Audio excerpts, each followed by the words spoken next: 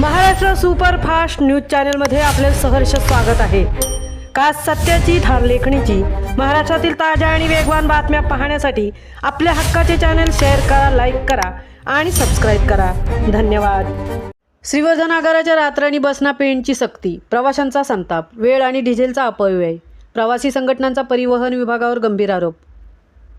श्रीवर्धन आगाराच्या रात्राणी एसटी गाड्यांना परतीच्या प्रवासात पेंड स्थानकात जाण्याची सक्ती करण्यात येत असल्याने प्रवाशांमध्ये संतापाची लाट पसरली आहे।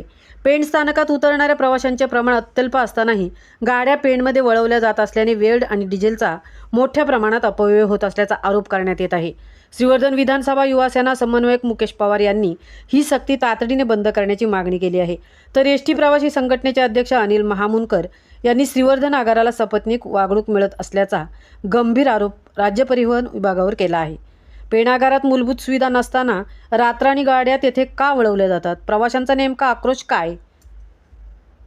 महाराष्ट्र सुपरफास्टसाठी संजय खांबेटेंसह तृप्ती भोईर, म्हसळा।